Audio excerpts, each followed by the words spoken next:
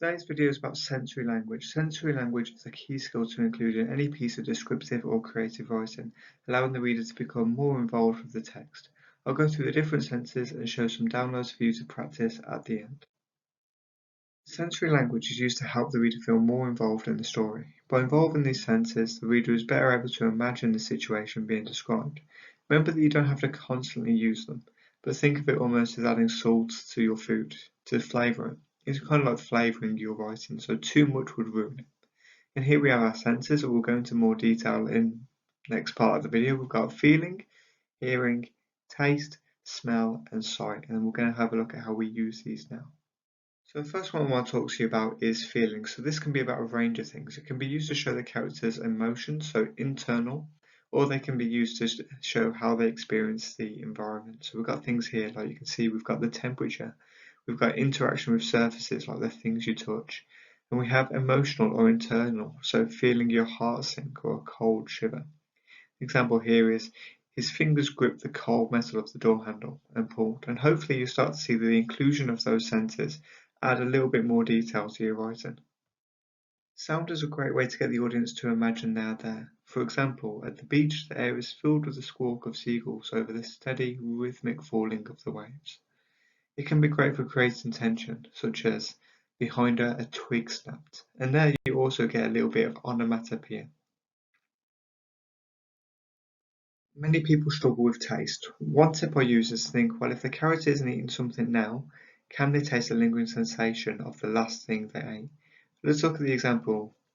He could taste this morning's coffee and toast rising in the back of his throat. So I'd be doing that for like anyone feeling any anxiety or something like that, you could bring back that taste. But taste can even be simple, like the taste of fresh air. But I would always advise to go a little bit deeper. Try and use those really important describing words and actually say what the taste is. Describe it as best you can by using your adjectives. With all of these senses, it depends on what effect you're trying to create.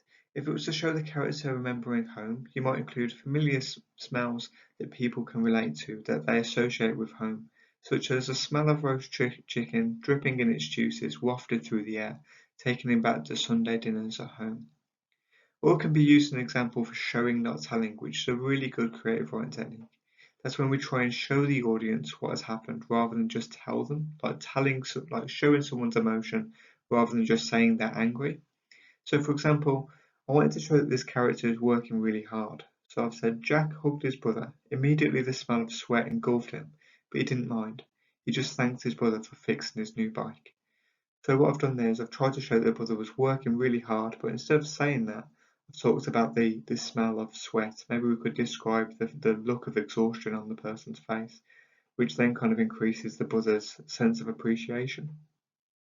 So the next one we have is sight. So this is really similar to imagery. Now you can do this to paint a picture with your words by describing what you see, usually through the use of well-chosen adjectives. And adjectives are just those really important describing words.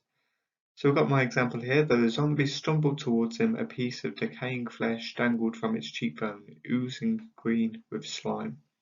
So we're just trying to paint that picture in the person's head. Like I've included a little image there, but usually all we have is our words. So just try and use your imagination and try and be as vivid and as original as possible in your use of sight. And then you'll do really well, especially in your GCSE if you're using these techniques.